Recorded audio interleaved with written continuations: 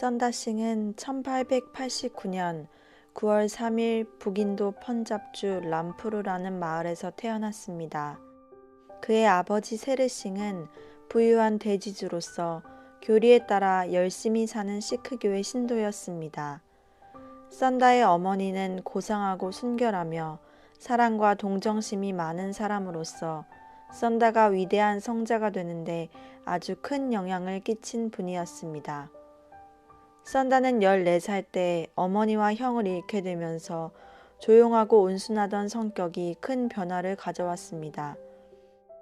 그때 썬다는 기독교에서 운영하는 학교에 다니고 있었는데 그 학교는 자신이 믿는 시크교가 아닌 기독교를 전파하였기 때문에 점점 반발심이 많이 생겨 불량한 학생이 되어갔습니다.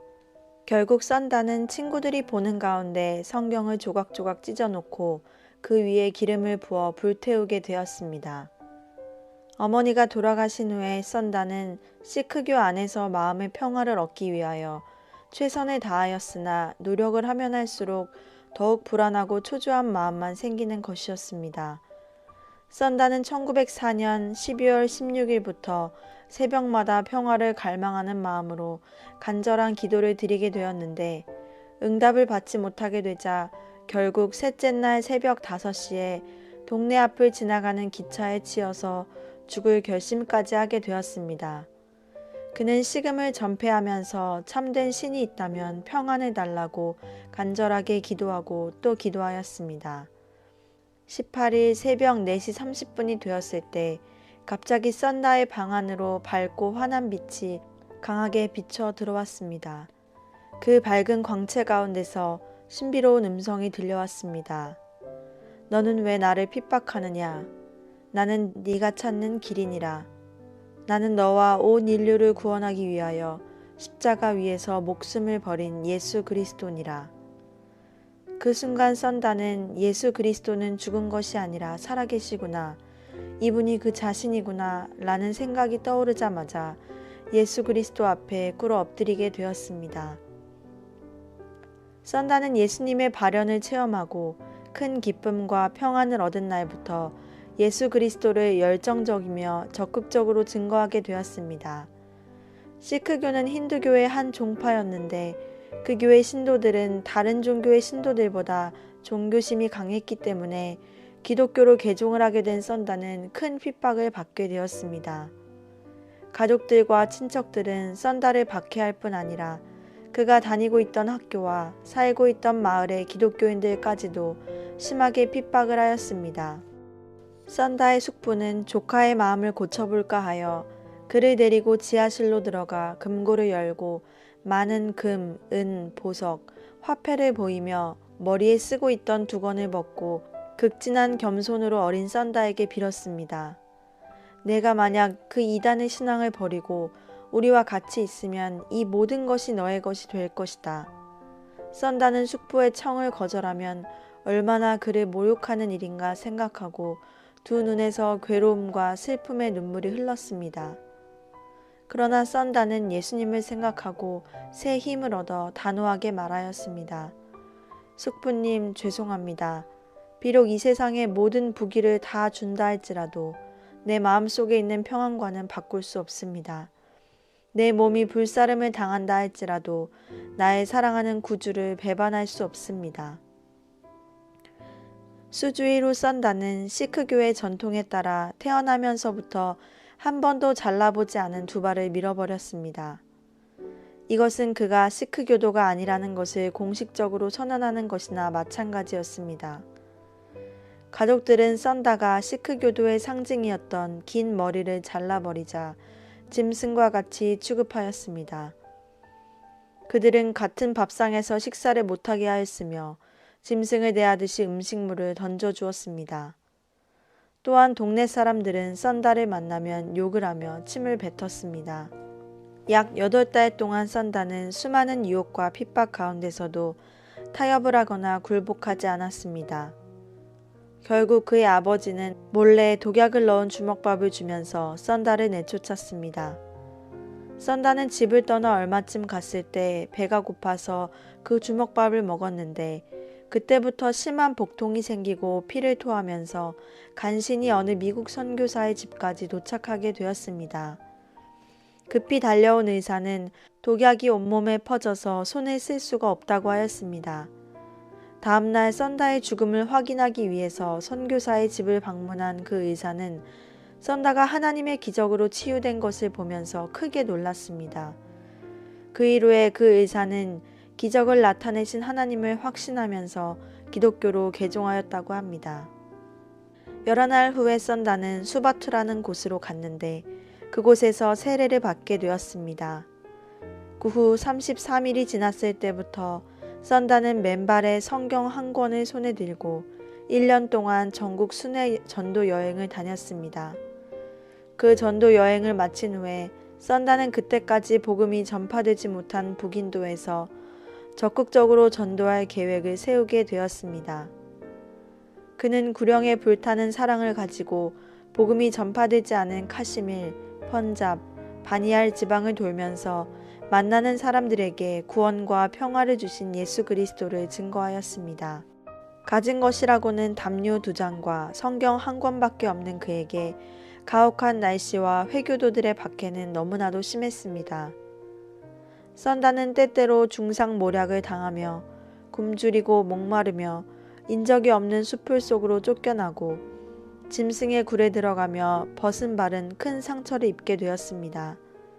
썬다는 주님을 위하여 이러한 고난을 많이 받게 되는 것은 이 세상에 있는 어떤 행복보다도 귀한 것이라고 생각하면서 언제나 감사하는 마음을 가지고 정진했습니다. 썬다싱은 고원지대였던 코드갈에서 전도하던 중에 미국인으로서 부유한 생활을 벌이고 선교 활동을 하고 있던 사무엘 스토크스를 만나게 되었습니다. 스토크스는 썬다와 함께 전도하면서 지내던 시절을 다음과 같이 기록하였습니다. 나는 주님을 본받고자 하는 열정이 생겨서 아시시의 프랜시스처럼 탁발 전도를 하기 위하여 인도로 갔다. 며칠 후 나는 길에서 인도 전역을 전도해본 경험을 가진 홍포의 소년을 만났다. 그의 전도에 대한 열정과 성실함, 그리고 메시지는 많은 사람들을 놀라게 했다. 아직 소년인데도 그는 주님을 위해 온갖 환난과 박해, 기아와 추위를 잘 견디었으며 심지어 옥에 갇히게 되는 경우에도 그 의연한 태도를 잃지 않았다. 그는 때때로 위궤양으로 말미암아 고생을 했다. 한 번은 그가 위궤양에다 고열까지 겹쳐 도로 위에 쓰러진 일이 있었다. 날씨는 매우 춥고 해가 저물어 나는 어찌하였으면 좋을지를 몰랐다. 그의 얼굴은 고통으로 일그러지고 고열에 짓눌려 온몸은 오한으로 떨었다. 사경을 헤매는 그에게 좀 어떠냐고 물어보았다. 그는 일그러진 얼굴로 애써 미소를 짓더니 들릴락 말락한 소리로 나는 대단히 행복합니다. 조금도 고통스럽지 않습니다. 라고 대답했기 때문에 나는 매우 감탄했다. 그의 입에서 나는 한 번도 불평하는 것을 들어본 적이 없다. 그는 언제나 고통 중에서도 참 기쁨을 맛보았다.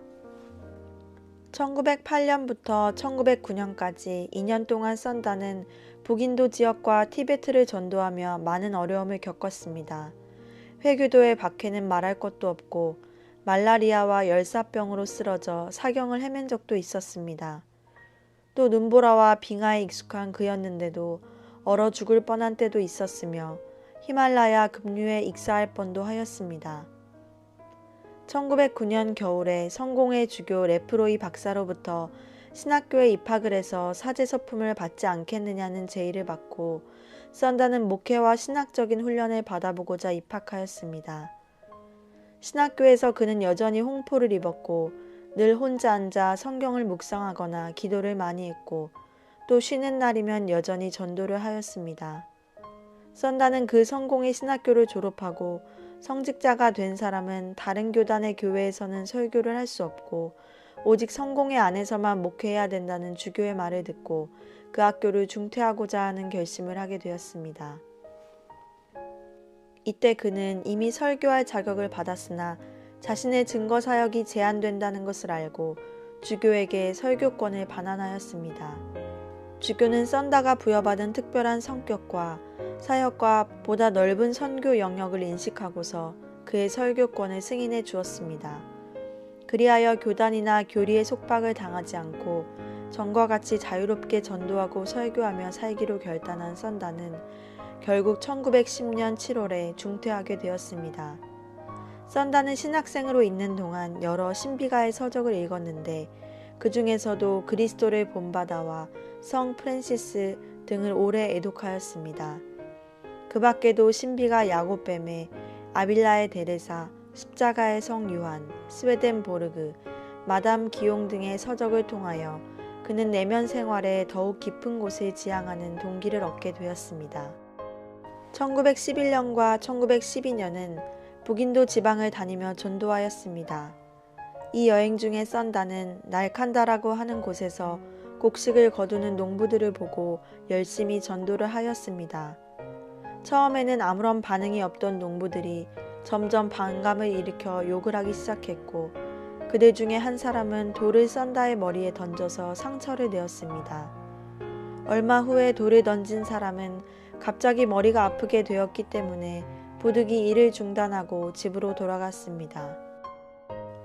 그러자 썬다는 그 농부를 대신하여 낫을 가지고 다른 농부들과 함께 곡식을 베어주었습니다. 이러한 썬다의 행실을 보고 농부들은 감동을 받았습니다. 해가 지자 농부들은 아파서 일찍 집으로 돌아간 그 농부의 집으로 썬다를 데리고 가서 그의 선한 행실에 대하여 칭찬을 하고 썬다의 전도를 받게 되었습니다. 썬다싱은 입신 체험을 매우 많이 하였는데 그가 처음으로 입신 체험을 하게 된 때는 1912년입니다. 그의 몸 티베트로 전도 여행을 떠난 썬다는 많은 눈으로 인해 몇 주간 코드갈에 머물면서 기도 생활에 전심전력을 하고 있었습니다. 어느 날 기도하던 중에 썬다는 문득 이상한 세계에 들어가 천사들의 무리 가운데 있는 것을 깨닫고 자신이 죽어서 영원히 하늘나라에 들어온 줄 알았다고 합니다. 이것이 썬다의 첫 번째 입신 체험이었습니다. 훗날의 썬다는 자신의 입신 체험이 그의 전도 여행에 끼친 영향에 대해 다음과 같이 간증하고 있습니다. 내가 지금까지 사도로 생활해온 14년 동안 많은 고통과 핍박을 받았고 어느 때는 이 생활을 포기할 뻔하였던 유혹을 받았지만 이 입신 체험을 생각하면 결코 전 세계를 준다 해도 나는 이러한 생활을 중지할 수는 없었다. 나는 한 달에 8회에서 10회 정도 영안이 열리어 1000개에 들어갔다. 1시간 내지 2시간 동안 나는 예수 그리스도와 함께 1000개의 영광 중에 다니며 천사들이나 성도들과도 대화를 한다. 나는 카일라스 산의 만소로와르 호숫가를 지날 때 발이 미끄러지면서 산 아래로 굴러가다가 한 동굴 앞에서 멈추게 되었다. 그때 나는 그 동굴 속에 매우 나이가 많은 사람이 눈을 감고 앉아 있는 것을 보고 깜짝 놀랐다. 그의 몸에는 을복이 걸쳐 있지 않았으며 머리와 손톱은 몹시 길게 자라 있었다. 그는 감았던 눈을 뜨자 나에게 앉으라고 손짓하며 우리가 얘기를 하기 전에 먼저 하나님 앞에 기도하자라고 말했다. 그는 예수님의 이름으로 기도를 끝냈을 때 나는 그가 마아리스구나 라고 생각했다.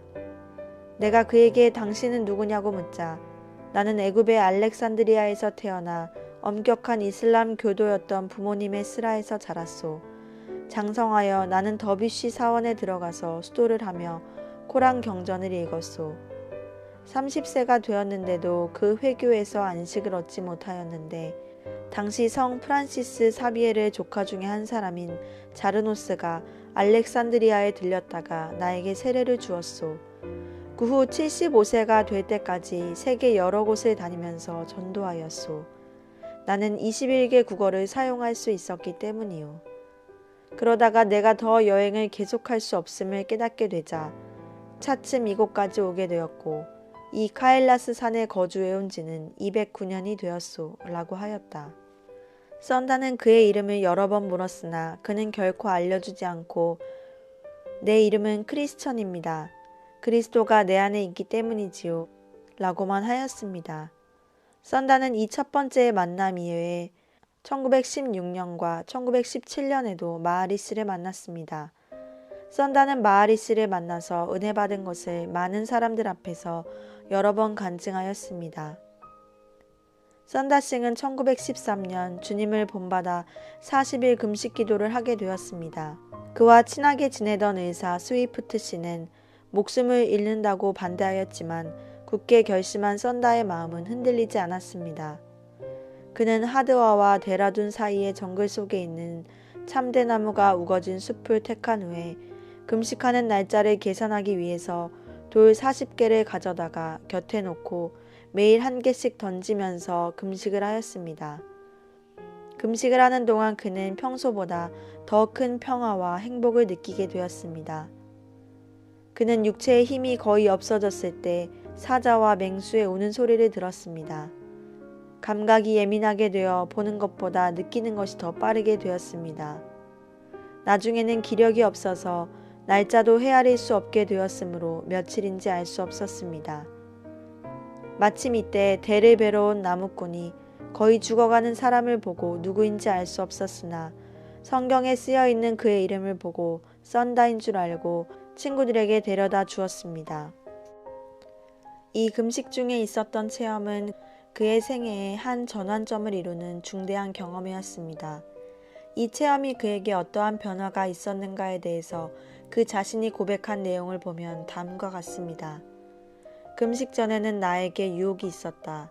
그것은 내가 피곤할 때 누가 와서 질문을 하거나 이야기를 하려고 하면 나는 늘 괴롭게 생각되었다. 지금도 다소 그런 일이 있으나 정도는 다르다. 이것은 육체가 있는 동안 어쩔 수 없이 나타나는 것인지는 모르지만 이러한 심경에서도 해탈하기를 바란다. 또 나는 먹지 못하고 몹시 피곤할 때 하나님께서는 왜 나를 돌보시지 않는가 하는 불평이 있었다. 또 어떤 때는 집에 가서 결혼을 하고 행복한 생활을 하면서 좋은 신자가 되어 하나님과 교제하는 것이 무방한 것이 아닌가 하는 생각도 일어났다. 다른 사람들의 결혼은 결코 나쁜 것이 아니다. 그러나 이미 그리스도와 결혼한 내가 어찌 또 결혼할 수 있겠는가. 나의 참된 결혼은 그리스도와 맺었다. 금식 중에 새로운 영적 능력을 받은 썬다는 몸이 회복되자 또다시 티베트로 전도 여행을 떠났습니다. 이 전도 여행 중에 썬다는 큰 어려움을 겪게 되었는데 이때 있었던 최악의 박해는 큰 절들이 많은 라자르시에서 일어났습니다. 썬다가 저자거리에서 전도를 한다는 소식을 듣고 수 라마승은 격노하여 썬다를 체포하고 송장굴에 던져 사형을 시키라는 즉석 공판을 내렸습니다. 썬다는 오물같이 생긴 송장굴까지 끌려가서 옷을 벗기운 채 던져졌습니다. 오른팔이 부러진 그로서는 이제 그 안에서 굶주림과 고통 가운데 죽을 수밖에 없는 형편이었습니다. 그 빈 우물 속에는 먼저 죽임을 당한 송장들이 많이 있었고 그 썩은 냄새로 인해 숨을 쉴 수가 없었습니다. 그 처참한 암흑의 구덩이에서 사흘 밤낮을 한 번도 잠을 자지 못한 썬다는 죽음이 점점 가까워짐을 느끼게 되었습니다. 당시의 경험에 대한 썬다의 간증을 들어봅니다. 내 육체의 고통은 막심하였으나 내 영혼은 행복하였다. 나는 하나님께 더욱 간절히 기도하기 시작했다. 나의 마음속에는 큰 기쁨이 흘러들어와 내가 소름 끼치는 무서운 곳에 있다는 것을 잊을 정도로 신기한 평화가 내 마음에 가득 차서 어찌나 유쾌한지 나는 그것을 형언할 수가 없었다. 나는 이때처럼 큰 희열을 경험한 적은 없다. 그리스도의 평화는 그 지옥의 우물을 천국의 문으로 변화시켰다. 사흘째 밤 그가 간절히 기도하고 있을 때 위에서 자물통 여는 소리와 함께 뚜껑이 열리더니 로프를 잡으라는 소리가 들렸습니다. 로프가 손에 닿자 썬다는 혼신의 힘을 다해 위로 올라갔습니다. 밖으로 나와 보니 구조자는 없었습니다. 기적이 일어난 것입니다. 그 이듬해 1914년에는 네팔 전도를 하게 되었습니다. 6월 8일 썬다는 네팔의 일람이라는 부락에 가게 되었습니다. 그곳에서 성경을 읽어주고 설교를 하다가 체포되어 감옥에 갇히게 되었습니다. 당시의 상황을 그는 이렇게 기록하고 있습니다. 내가 계속 전도를 하자 사람들은 나를 끌고 가서 감옥 속에 던졌다. 그들은 나의 옷을 홀랑 벗기고 착고를 채웠다. 그리고는 많은 거머리떼와 오물을 내 앞에 쏟아놓고 욕을 하면서 나갔다. 그 거머리 떼는 전신으로 기어올라 나의 피를 빨았다. 처음 두서너 시간은 참으로 견딜 수 없는 고통이었다. 나는 찬송을 하고 기도를 하였다. 순간 그 고통은 가볍게 느껴지고 감옥은 천성과 같이 변했다. 내가 온전히 기쁨으로 충만해서 찬송을 계속 부르자 사람들이 몰려들었다. 나는 착고에 채인 채 다시 전도를 하였다. 그러자 그들은 다음날 나를 풀어주었다. 거머리가 내 피를 다 빨아먹었기 때문인지 현기증이 나서 잘 걸을 수 없었다. 그러나 나는 주님의 이름을 위해서 고난을 받을 수 있다는 것이 얼마나 은혜로운 일인지 생각하고 하나님께 감사와 영광을 돌렸다. 1918년 1월부터 썬다는 인도 전역을 다니면서 전도 집회를 하게 되었습니다. 죽음을 각오한 사람이 아니면 갈 수 없는 티베트 전도. 많은 핍박을 받고 고난을 당하면서도 굽히지 않는 의지. 많은 기적과 신비체험 등이 점점 전인도 교계에 알려지게 되어 설교와 강연을 해달라는 요청이 쇄도하였던 곳입니다. 그가 가는 곳마다 교회는 청중들로 가득 찼습니다. 어떤 때는 수백 명, 수천 명씩 청중이 몰려와서 눈물 바다를 이루었습니다. 썬다는 빈틈없는 전도 일정으로 강행군을 하면서도 기도 생활만은 게을리하지 않았으며 일절 사람들에게 돈을 받지 않았습니다. 그는 돈을 넣는 전대는 물론 도시락도 가지고 다니지 않았습니다. 예수님의 말씀대로 실천하고자 하였기 때문입니다. 1918년 겨울부터는 버마, 싱가포르를 돌면서 집회를 인도했습니다. 그는 말레이, 페낭에 가서 전도하고 일본으로 갔습니다. 썬다의 전도 집회는 가는 곳마다 은혜가 넘쳤습니다. 도쿄의 후지미 교회는 썬다가 강단에 섰을 때 마치 예수님이 선 것 같았다고 하였으며, 고베의 교회에서는 청년들이 맨발의 썬다를 따라 겨울 동안 양말 안 신기 운동과 교회의 부흥을 위한 특별 전도 활동을 전개하였습니다. 그 후 3월부터 5월까지 썬다는 중국에서 전도 여행을 하였습니다. 인도로 돌아온 썬다는 티베트로 향했습니다. 이로써 1908년부터 넘나들기 시작한 히말라야를 10번째 넘은 것입니다. 썬다를 통과시키지 말라는 티베트 정부의 지령으로 인해 썬다는 항상 다니던 길을 피해서 험한 길을 돌아가야만 했습니다. 티베트에서도 마음대로 다닐 수 없기 때문에 불악전도를 하였는데 여간 어려움이 많지 않았습니다. 뿐만 아니라 추위와 굶주림으로 큰 고통을 당하였습니다. 썬다는 랑케트 쪽으로 가는 길에서 티베트인 한 사람과 동행을 하게 되었습니다. 앞을 분간할 수 없는 눈보라와 발이 푹푹 빠지는 눈이 덮인 산길을 사력을 다해 전진하다가 산비탈에 웅크리고 있는 한 사람의 동사체를 발견했습니다. 썬다는 동행자에게 그 사람을 업고 가자고 제의하였으나 그 동행자는 그러다가는 우리도 얼어 죽어요. 나는 살아야 되겠습니다. 라고 하면서 냉정하게 앞으로 가는 것이었습니다. 썬다는 비탈을 조심스럽게 더듬으면서 내려가 그의 생사를 확인했습니다. 그 사람은 그때까지 살아있기는 했으나 얼어 죽기 직전이었습니다. 썬다는 죽은 것 같은 그를 끌어올려 등에 업고 휘청거리는 발걸음으로 눈보라 길을 뚫고 나아갔습니다. 몇 시간이 지났을까요? 고갯마루에 거의 다다른 썬다의 시야에 또 하나의 동사체가 보였습니다. 가까이 가서 살펴보니 그는 바로 몇 시간 전에 살겠다고 먼저 가버렸던 사람이었습니다. 그는 이미 꽁꽁 얼어서 죽어 있었습니다. 썬다와 등에 엎여있던 사람은 서로 밀착해 있었기 때문에 체온이 내려가지 않았으므로 살게 되었는데, 목숨을 건지겠다고 먼저 가던 그는 혼자만 걸어가다가 체온이 너무 내려가서 결국 얼어서 죽게 된 것입니다. 썬다는 마태복음 16장에 있는 예수님께서 제자들에게 이르시되 아무든지 나를 따라오려거든 자기를 부인하고 자기 십자가를 지고 나를 쫓을 것이니라. 누구든지 나를 위하여 제 목숨을 구원코자 하면 잃을 것이요 누구든지 나를 위하여 제 목숨을 잃으면 찾으리라 라는 말씀을 묵상하면서 랑케트 쪽으로 전진했습니다. 1920년에 썬다는 영국과 미국의 주요 도시를 방문하며 순회 전도를 하였습니다.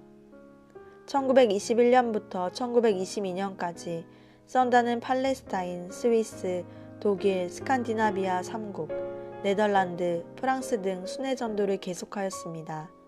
썬다가 가는 곳마다 사람들이 인산인해를 이루었습니다. 스위스에서는 썬다가 인도하는 집회에 참석을 하도록 하기 위해서 특별 열차를 배정해주는 일도 있었고, 우체국에서는 우편 배달을 위한 트럭을 가지고 사람들을 실어다 주기도 하였습니다. 썬다는 많은 사람들이 머리에 손을 얹어 축복해주기를 바랬지만 한 번도 안수기도를 하지 않았습니다. 어느 목사님이 어린아이들을 데리고 와서 축복해 줄 것을 요청했을 때 썬다는 말했습니다. 성경을 찢어서 불태운 이 손으로 어떻게 안수를 할 수가 있겠습니까? 못에 찔린 주님의 손으로만 축복을 하실 수가 있을 것입니다. 썬다는 두 손을 모으고 주님, 이 아이들에게 복을 주시옵소서 라고 기도하여 주었습니다. 썬다 자신은 날로 작아지고 오직 예수님만 더욱 크게 영광 받으시기를 원했습니다. 유럽에서 지칠 대로 지친 몸으로 돌아온 썬다는 또다시 북인도 전도를 하였습니다. 1923년 4월 세상을 떠난 썬다의 아버지는 거처할 만한 집도 없이 떠도는 아들에게 주택을 마련하라는 유언과 함께 많은 재산을 상속하였습니다. 썬다는 토지 문서들을 다 정리하고 아버지의 유언에 따라 심라힐의 나완자촌 옆에 집을 하나 사고 나머지 돈은 복음 증거자들을 위한 자선 및 장학기금으로 희사했습니다. 썬다는 작은 주택이지만 이곳에 나완자 병원에서 일하는 의료선교사에게 내어주고 자신은 뒷마당에 토벽을 쌓아 올려 방을 하나 만들어서 거처하게 되었습니다. 5월 23일 썬다는 다시 티베트 전도에 나섰습니다. 그러나 중국과의 전쟁 후유증으로 말미암아 국경을 봉쇄하고 있어서 티베트 진입이 불가능했습니다. 설상가상으로 여행 중에 썬다는 위궤양으로 말미암아 큰 고통을 당하였기 때문에 간신히 수바투로 돌아왔습니다. 유럽에서 전도할 때부터 더욱 악화된 위장이 이제는 헐대로 헐어서 치료할 수도 없게 된 것입니다. 의사는 그에게 전도 활동을 하지 말고 오직 휴양만 할 것을 당부했습니다. 극심한 박해를 받으면서도 절망해 본 적이 없었던 썬다였지만 몸이 너무 악화되어 전도 여행을 다닐 수 없다는 통보를 받게 되자 암울하고 절망적인 생각에 사로잡히게 되었습니다. 20년 동안에 잠시도 쉬지 않고 복음 전파를 위해 최선을 다하였기 때문에 과로와 영양실조 등으로 건강이 극도로 악화되었던 것입니다. 썬다는 1924년 봄 다시 티베트 전도 여행을 시도해 보았는데 위궤양뿐만 아니라 폐결핵까지 걸려서 거칠고 사나운 길을 많이 걸어야 하는 전도 여행이었기 때문에 감당하지 못하고 돌아올 수밖에 없었습니다. 악화된 건강 문제로 말미암아 휴양을 하면서 지낸 몇 년 동안 썬다는 만나는 사람들에게 인사말 이외에는 성경 말씀만 증거하는 생활을 하였습니다. 그리고 가끔 나환자촌에 가서 나병 환자들을 만나보기도 하였습니다. 건강 상태가 조금이라도 가벼워지면 책을 집필하거나 문서 선교에 힘을 썼습니다. 입으로 전도를 못한다면 문서를 통해서 한 영혼이라도 더 살려야 한다는 소신을 가지고 있었던 것입니다. 1928년 봄, 썬다는 다시 한번 티베트 전도 여행을 시도했습니다. 그러나 히말라야의 산길에서 피를 토하며 의식을 잃고 쓰러져 있는 그를 지나가던 티베트 상인들이 발견하여 수바투로 데려다 주었습니다. 다음 해인 1929년 4월 18일, 썬다는 또다시 티베트 전도 여행을 떠나게 되었는데 그날 이후로는 아무런 소식도 없으며 언제 어디서 별세하였는지 아무도 모르고 있습니다.